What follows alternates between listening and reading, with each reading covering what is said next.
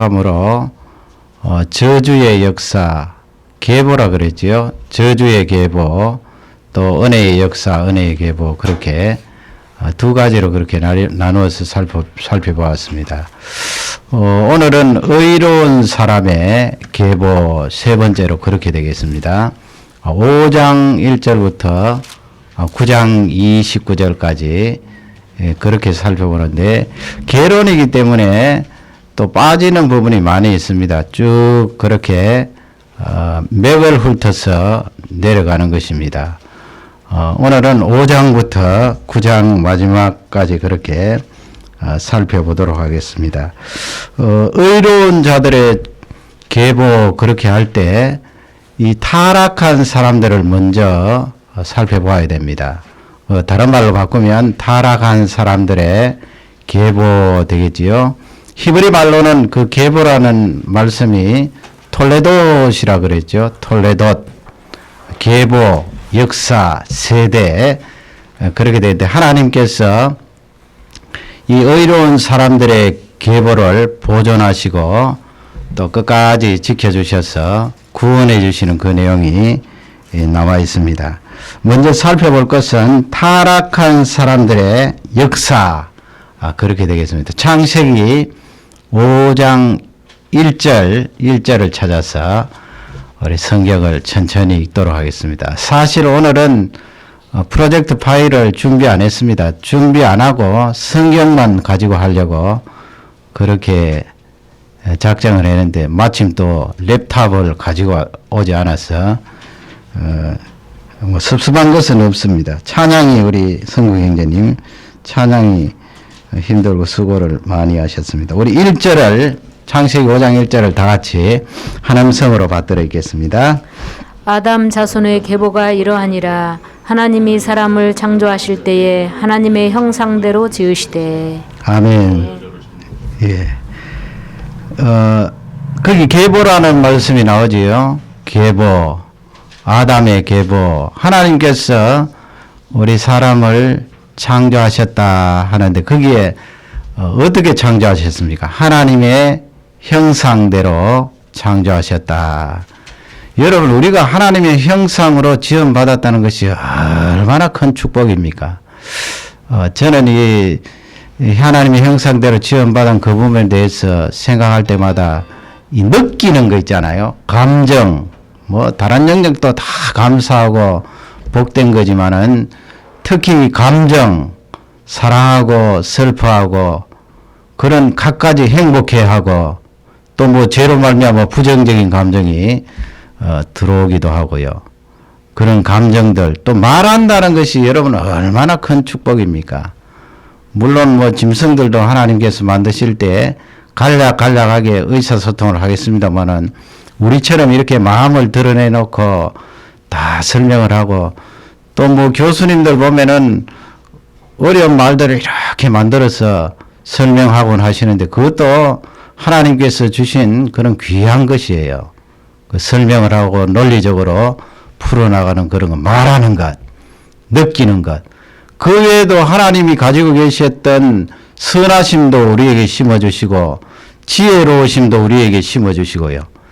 우리가 이렇게 타락하고 나서도 하나님께서 허락하신 이 지혜를 가지고 얼마나 엄청난 일들을 여러분 만들어냅니까? 비행기를 만들고 우주로 가기도 하고 갖가지 문명을 누리고 있는데, 하나님께서 가지고 계신 그 지식이나 지혜를 그 형상대로 우리에게 심어주셔서 그렇거든요.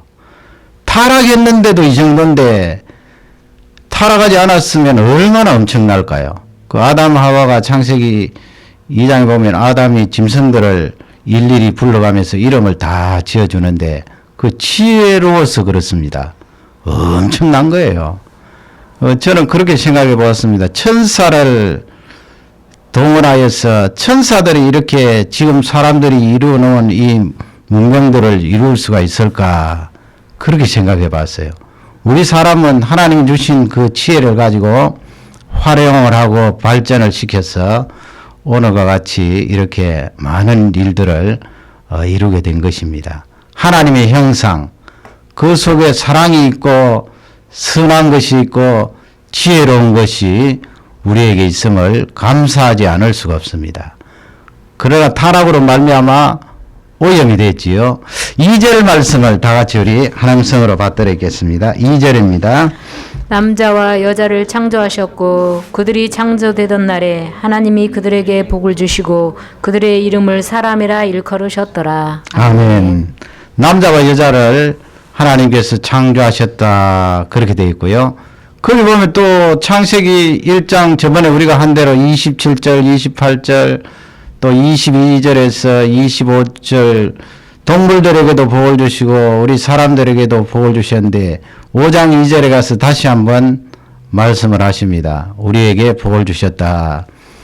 그래서 이 복을 주셨다 이 말씀은 하나님께서 피조물에게 복을 주실 때 복을 주셨다 하지요. 우리 사람이 사람을 복을 주지는 못합니다. 사람이 어떻게 복을 줍니까? 사람이 사람에게 복을 준다가 아니고 하나님의 능력을 구하면서 축복을 하는 거지요. 그 복을 주실 수 있는 존재는 우리를 만드신 남자와 여자로 만드신 하나님뿐이시다 하는 것을 성경은 잘 알려주고 있습니다.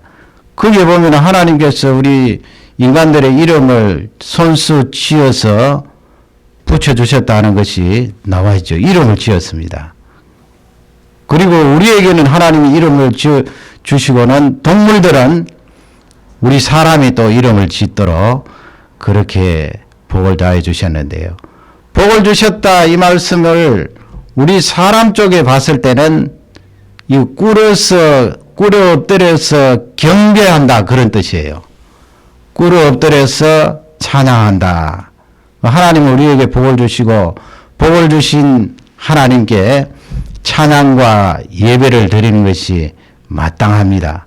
그것이 하나님이 우리를 만드신 목적인데요. 그러나 우리 사람들은 그것을 하지 않았습니다. 하나님께서 3절 4절 쭉 내려가면서 이제 죄로 말미암아 인생들에게 찾아온 그 고통과 죄의 대가들을 사실상 말씀하고 있는데요. 이 5장 말씀에서 자주 등장하고 반복하는 내용이 무엇입니까? 죽었다는 말씀이에요. 3절, 4절 쭉 내려가면서 거기에 많은 사람들이 등장을 하는데요. 셋도 등장하고 많은 사람이 등장하는데 거기 죽었더라 그렇게 나오는데 원래는 아담 하와 만드실 때 죽지 않도록 만드셨잖아요. 그러나 죄가 들어옴으로 말미암아 인생 가운데 죽음이 찾아왔다 하는 것을 설명하고 있고요. 29절 말씀에 보면은 땅이 저주를 받아서 우리 인생들이 수고와 고생한다는 것을 고통을 당한다는 것을 거기에 기록하고 있습니다. 이 사람들이 죄 때문에 하나님을 섬기고 찬양하지 않고 도리어 자기 마음대로 살아가는 그런 잘못을 범하는 내용이 6장 1절로 넘어가면 나와 있습니다. 우리 6장 1절 또 2절을 다 같이 한음성으로 받들어 있겠습니다. 사람이 땅 위에 번성하기 시작할 때에 그들에게서 딸들이 나니 하나님의 아들들이 사람의 딸들의 아름다움을 보고 자기들의 좋아하는 모든 자로 아내를 삼는지라. 아멘. 아멘. 그 사람이 번성하기 시작할 때 그렇게 되어 있습니다. 이 자녀를 출산하고 이 인구가 증가하는 것은 엄청난 속도입니다. 불과 100년 만에 우리가 상상할 수 없을 정도로 많은 인구가 증가할 수 있다는 것을 잘 알고 있습니다. 그게 이제 사람의 딸들이 이제 낳았다고 되어 있고요. 2절 말씀에 보면은 하나님의 아들들이 사람의 딸들을 취하여서 아내로 삼았다 그렇게 되어 있는데 이게 이제 하나님의 아들들이 도대체 누구인가?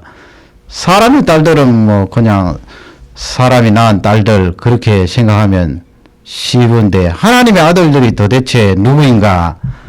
해석이 많고요. 조그마한 그런 주석 성경들도 보면은 거기에 여러 가지 해석들이 들어있는 것을 볼 수가 있습니다. 우리가 세 가지로 그렇게 간추려서 생각해 볼 수가 있는데요. 성경을 이렇게 보면서 그 세 가지 의견 가운데 두 가지 정도를 우리가 받아들여야 됩니다. 그러나 좀 빗나간 것은 우리가 알아야 되기 때문에 나머지 한 가지도 알 필요는 있습니다. 첫 번째는 하나님의 아들들이 누구냐? 천사라고 그렇게 해석하는 사람들이 있습니다. 천사. 그 욥기에 보면은 천상의 광경이 나오는데 거기 사단도 등장을 하고 하나님의 아들들이 하나님 보좌 앞에 등장을 하는데 거기 하나님의 아들들은 천사들을 말합니다.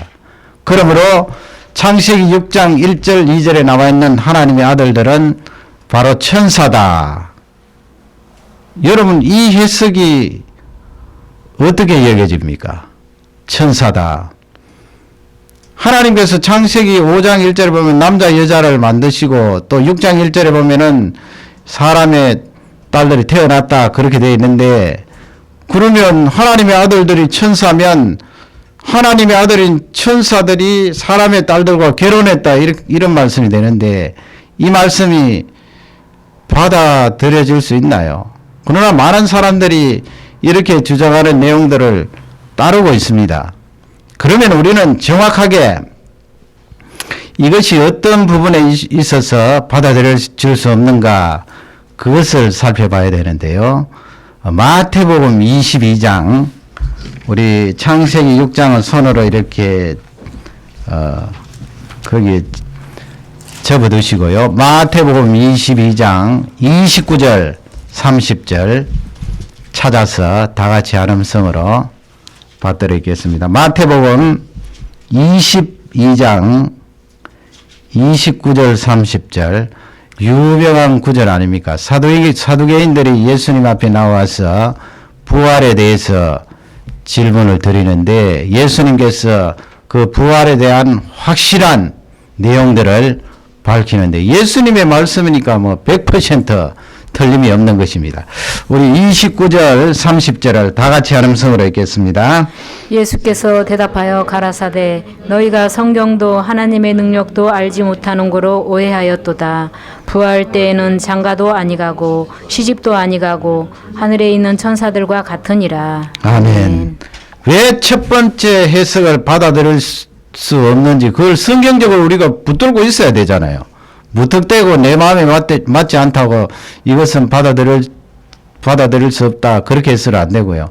성경 말씀이 뭐라고 말씀하는지 그걸 살펴보는 일이 중요한데 물론 뭐 한 구절을 가지고 딱 그렇게 늘 뒷받침하기는 곤란합니다만은 이 내용은 예수님께서 전후 문맥을 쭉 살펴보면은 그 흐르는 내용들이 지금 첫 번째 해석을 지지할 수 없다는 내용이에요. 왜냐하면은 부활하고 나서 우리가 시집가고 장가가고 하는 그런 일이 없다는 말씀이죠. 예수님께서.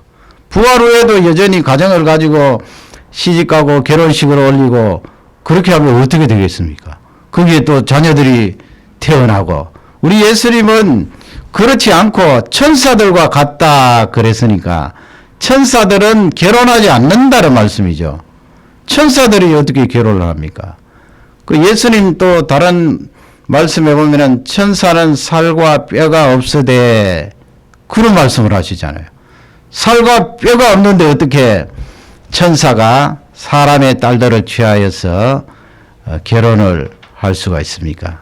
그러니 첫 번째 해석은 받아들일 수가 없는 것입니다. 물론 뭐 그것을 가지고 이단이다 정죄할 필요는 없고요. 성경적인 정확한 입장을 우리가 가지고 있어야 됩니다. 두 번째 입장은 지금 창세기 5장은 3절 4절 이렇게 보세요. 3절 4절 보면은 아담이 182세 때 누구를 낳았다고 되어 있습니까? 셋이라는 아들을 낳았습니다.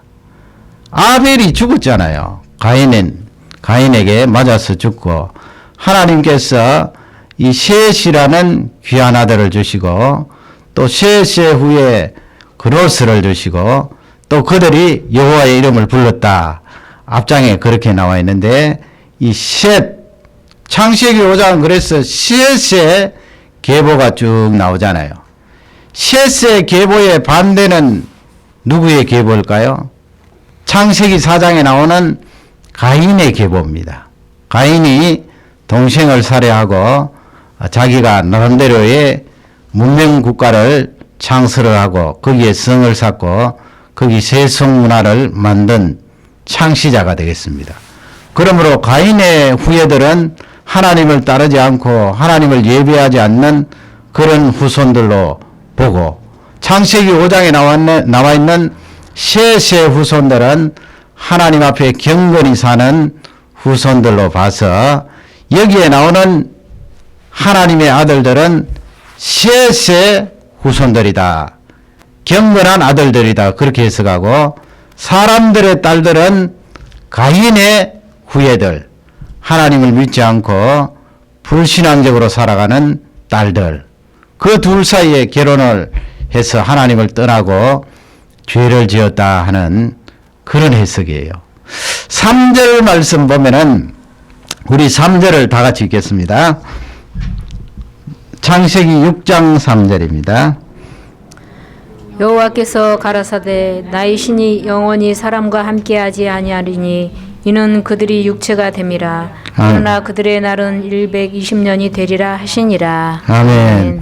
하나님께서 그 육체가 된 하나님의 아들들과 사람의 딸들이 서로 합하고 거기서 태어나는 사람들이 또 죄를 짓고 타락함에도 불구하고 바로 심판을 하지 않고 120년이라는 그런 심판의 기간을 주셨습니다. 사실상은 노아가 하나님의 명령을 받고 배를 만드는 기간으로 볼 수 있고요. 배 만드는 기간이 노아 홍수 그 심판에 대한 기간이 되겠죠. 120년 하면 상당히 긴 기간 아닙니까? 그렇게 하나님께서 심판을 유보하셨는데, 그러면 세 번째 해석으로 들어가면요, 우리 4절 말씀을 다 같이 읽겠습니다. 당시에 땅에 네피림이 있었고 그 후에도 하나님의 아들들이 사람의 딸들을 취하여 자식을 낳았으니 그들이 용사라 고대 유명한 사람이었더라. 아멘. 용사라 그랬고요. 뒷구절에 보면은 또 고대의 유명한 사람들이라 했는데, 세 번째 해석은 하나님의 아들들을 어떤 힘을 가지고 말이죠. 요즘식으로 말하면 정치적인 지도자들을 말합니다. 고대에는 싸움을 잘하면 권력을 질 수 있잖아요. 정치적인 힘을 가지고 있는 존재. 그런데 어떻게 성경 말씀이 그들을 향하여서 하나님의 아들들이라 그렇게 이름을 달아주는가? 그것은 그 정치적인 힘을 가진 리더자 위에 역사하는 사단을 염두에 두고 그렇게 말씀하셨다는 거예요.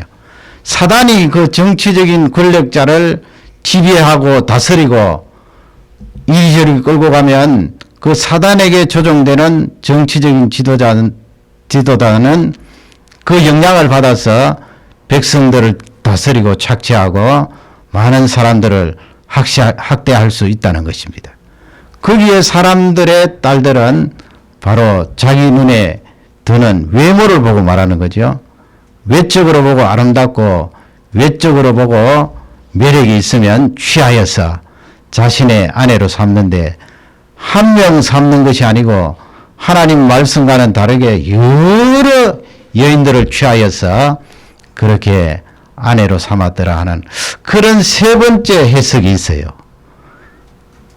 그래서 우리는 두 번째, 세 번째 이 해석을 선택해도 괜찮습니다. 그러나 첫 번째 해석은 그렇게 달갑지는 않아요. 그러면 이제 창세기 6장 5절부터 7절 사이는 그 사람들의 딸들과 하나님의 아들들이 결혼을 해서 육체가 됨이라 그랬잖아요. 육체가 됨이라 이 말씀은 영적인 그런 내용들은 하나도 없고 육체대로 본능대로 하나님 말씀을 거스리는 불경건한 죄를 저지른다는 그런 내용이 포함되어 있겠지요. 그 내용이 이제 5절, 6절, 7절 내려가면서 하나님의 탄식도 나오고요. 우리 사람의 그 죄악성을 고발하고 있는 것입니다. 5절 말씀을 우리 다 같이 읽겠습니다. 6장 5절입니다. 여호와께서 사람의 죄악이 세상에 간영함과 그 마음의 생각이 모든 계획이 항상 악할 뿐임을 보시고 아멘.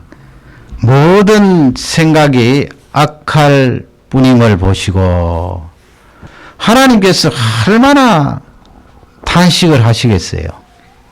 처음에 만들 때 아담 하와에게 복을 주시고 동물들에게 복을 주시고 하나님께서 기뻐하시고 좋아하셨는데 범죄함으로 말미암아 이 사람들이 생각하는 것마다 악하고 죄를 저지른다는 것입니다. 어저께 그런 일이 또 미국에 일어났잖아요. 우리 한국 사람이 그래서 참 가슴 아픈데 뭐 한국 사람뿐만 아니고 모든 이 인류 민족이 다 마찬가지죠. 그렇게 할 수 있는 가능성이 다 있는 거예요.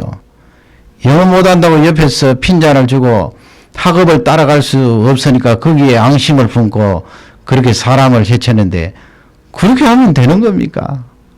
자기 생각, 지금 성경 말씀에 기록되어 있는 대로 생각하는 것이 다 악하다는 거예요. 여러분 그렇게 권총을 가지고 많은 사람들을 살해했는데 그 권총을 구입하는 그때부터 그 이전부터 얼마나 악한 생각을 많이 했을까요? 악한 생각으로 가득하여서 결국은 나중에 학교에 가서 그런 무모한 짓을 저질렀던 것을 볼 수가 있습니다. 5절은 그것을 말씀하시고 6절 말씀을 또 다 같이 읽겠습니다.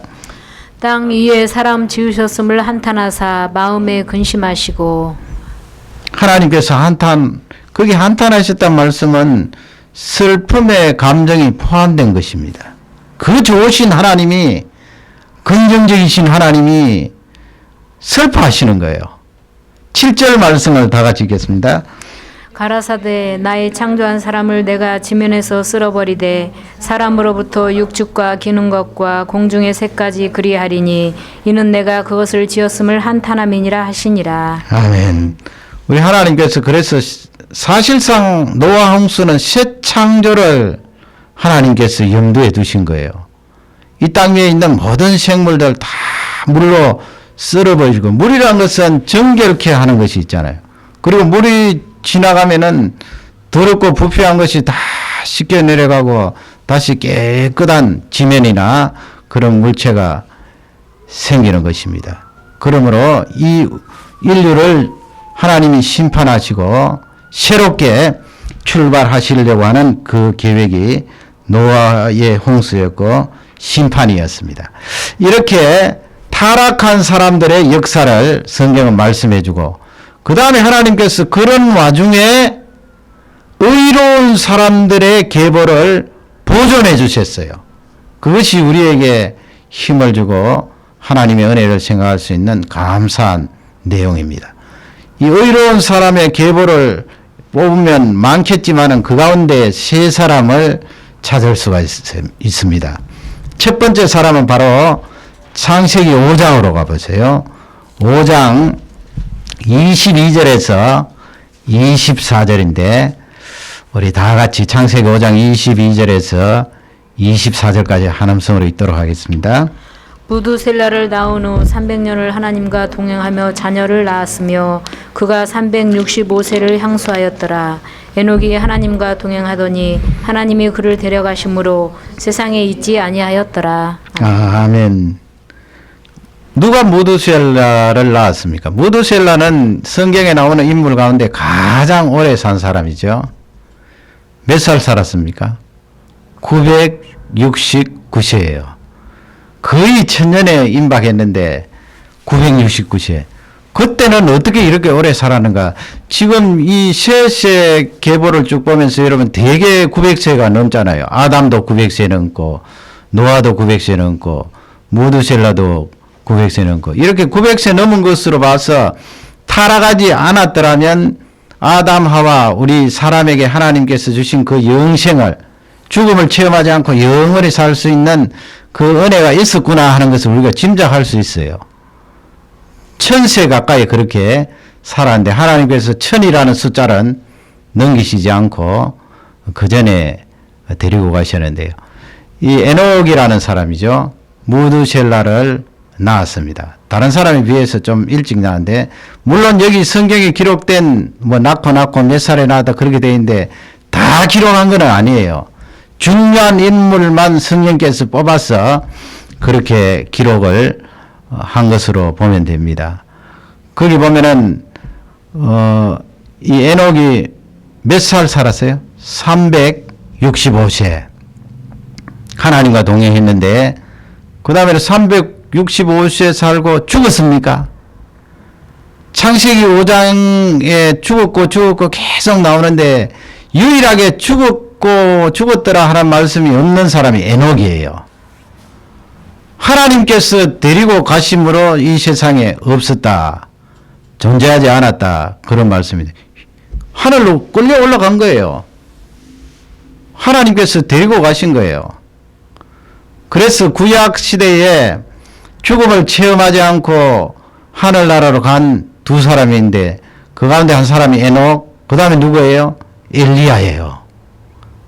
성경 말씀에 죽음 없이 하늘로 승천한 두 사람이 있습니다. 바로 이 에녹이에요. 왜 그럼 하나님께서 이 에녹이라는 사람을 죽음 체험하지 않고 그냥 데리고 가셨나요? 이렇게 타락하고 부패한 사람들 속에 하나님께서 의로운 사람들의 계보를 보존하신다고 알려주신 거예요. 그 의로운 사람의 계보에 들어가면 사망의 저주를 받던 너희들이, 인생들이 사망의 저주를 받지 않고 영원히 살리라 하는 것을 우리에게 가르쳐 주고 계세요. 얼마나 이게 복음이에요. 벌써 구약 성경부터 사망의 저주가 없으리라, 의로운 계보에 들어가는 사람은 영원한 생명을 얻으리라 하는 것을 우리에게 잘 알려주고 있습니다. 이 에녹이라는 사람이 가정도 가지고, 제가 보기에는 많은 설명이 없습니다만은 가정을 가지면서 충실하게 하나님께 그 받은 복을 영광으로 돌려드렸던 것 같아요. 예배의 삶이 된 것 같아요. 하나님과 동행했더라, 그 말씀으로 봤어요. 하나님께서 그 에녹을 900 몇 살까지 남겨놓지 않으시고 일찍 그 좋은 곳으로 데리고 가셨습니다. 다른 사람에 비해서 뭐 한 3분의 1 정도 살았잖아요. 맛배기로 하나님께서 우리에게 보여주신 거예요. 결국 우리도 예수 그리스도로 말미암아 영원한 생명을 얻고 죽음의 저주에서 해방된 것을 확신을 합니다. 두 번째 사람은 누구일까요? 노아가 빠질 수가 없겠죠. 노아가 어디에 나옵니까? 28절 29절 보면 나오는데요. 5장입니다. 28절 보면 노아의 아버지가 나오는데, 아버지의 이름은 누구입니까? 라멕이라는 사람입니다. 라멕. 29절을 다 같이 읽도록 하겠습니다. 이름을 노아라 하여 가로되 여호와께서 땅을 저주하심으로 수고로이 일하는 우리를 이 아들이 아니하리라 하였더라. 아멘. 그 아들을 낳아놓고 그렇게 고백을 하는 거예요. 하나님 앞에. 라멕이 그 땅이 저주를 받았잖아요. 죄로 말미암아. 그러니 아담하고 죄짓기 전에는 노동 자체가 즐거움, 행복, 노동을 하고 나면 하나님이 주시는 그 놀라운 결과가 있잖아요. 자기가 수고하고 노력하고 땀 흘리면 그게 괴로움이 아니고 얼마나 풍성한 열매와 결실로 아담에게 안겨주었는데, 죄가 들어옴으로 말미암아 땅에 엉겅퀴가 생기고 가시가 생기고 그것을 걷어내려니까 얼마나 힘들어요. 수고하고 땀 흘리고 고생하고 고통스럽고. 그래서 뭐 어린 자녀들이 공부하는 것도 사실은 즐거움으로 공부하지만은 괴로울 때가 많잖아요. 그 괴로움을 이겨야 공부에 승리할 수 있고, 우리 부모님들도 마찬가지고요. 사업체나 직장이나 고통스러운 그 부분이 이 노동에 많이 있습니다. 그 이유는 죄로 말미암아 저주가 땅에 임하였기 때문에 그렇다는 것을 노아의 아버지가 고백을 하면서, 이 아들이 노아라는 그 이름을 지을 때 아니하리로다 그랬습니다. 아니라는 것은 위로예요, 위로. 그러면 하나님께서 이 노아라는 이 아들을 의로운 족보에 넣으셨잖아요. 그렇게 넣어서 우리에게 창세기 5장 29절에서 알려주시는 메시지는, 의로운 족보에 들어가는 자는 하나님이 주시는 그 위로를 얻을 것이다. 무엇에서? 저주받은 인생, 저주받아서 수고하고 고통스러워하고 고생과 아픔을 느끼는 우리에게 하나님이 주시는 무한한 위로의 은혜를 얻겠다 하는 것을 알려주고 있습니다. 그래서 여러분, 우리가 사는 인생 가운데 하나님이 주시는 위로 말고 다른 위로가 나에게 큰 기쁨이 됩니까? 기쁨이 안 돼요, 사실은. 잠시뿐이에요. 하나님이 나에게 주시는 그 위로 안위가 영원토록 나를 안심시키고 평강과 능력을 다하여